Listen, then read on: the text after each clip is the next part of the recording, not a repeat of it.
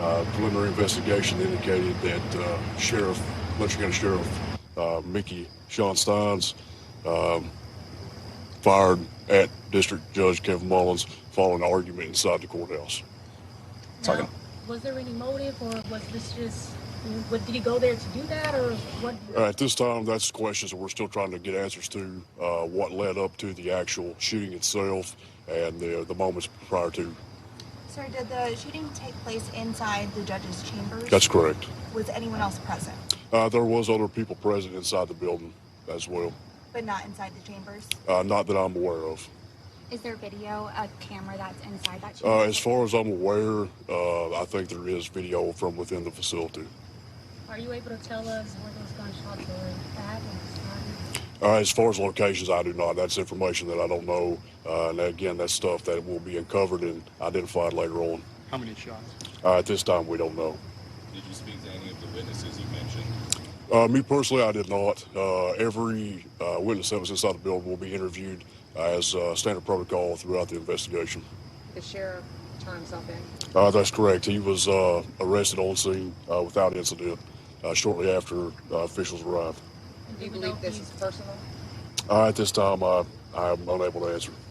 Do we know if he's cooperated yet? As far as I know, yes. Do we know what charges are pending? Sheriff Stines was placed under arrest and transported to a correctional facility. He was charged with one count of murder in the first degree. Now, will the sheriff's office have any, will they be helping out with this investigation? The Kentucky State Police will take the lead on this. Post 13 detectives will be carrying the investigation. I know schools were placed on lockdown in the area and students were held back. Is there any advice or what is going to go on tomorrow with schools or businesses that might be interested in closing, staying open? So this was an isolated incident. We did place the school on temporary lockdown because we didn't know exactly what we were dealing with.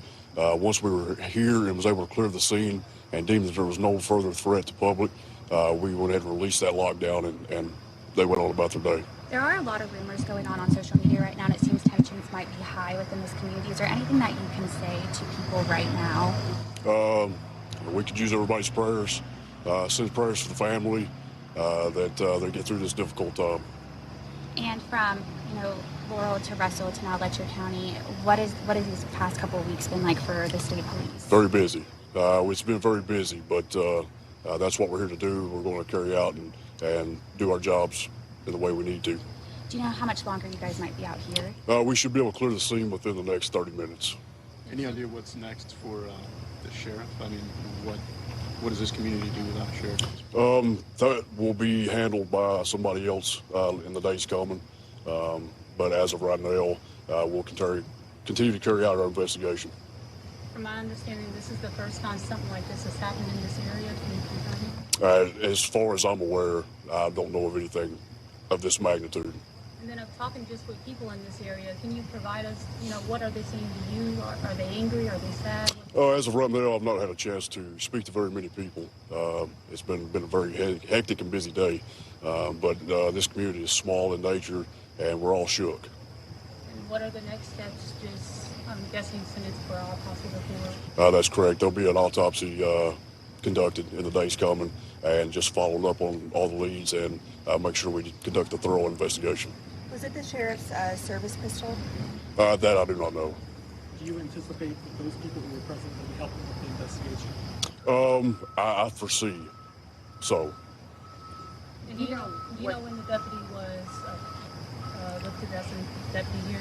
I'm sorry? The sheriff, do you know when he was appointed to sheriff? He has, I think, spent 2 terms, so going on around 8 years.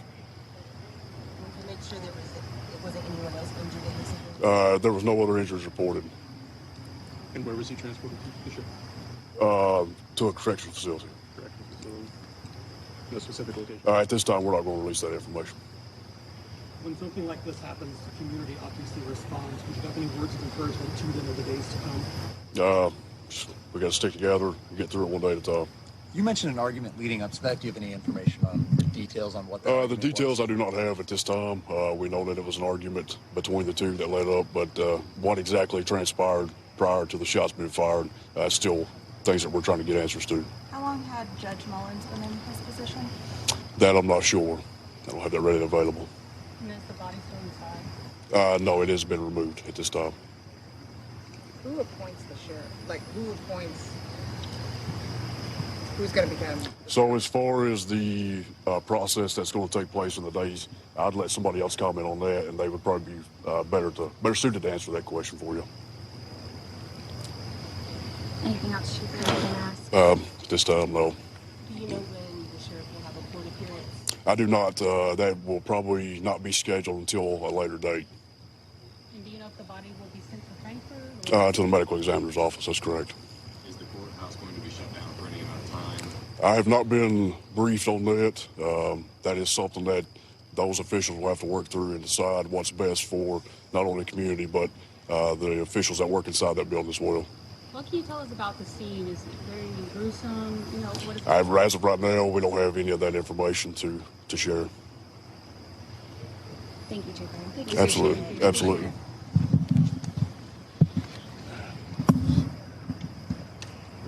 Out there in Letcher County, Kentucky, Letcher County Sheriff Mickey Stines has been arrested for the murder of District Judge Kevin Mullins. Again, that press conference just confirming what local reports there have been saying for a few hours now, but a lot of those details just coming to light officially in the last moments. You saw them unfolding live here.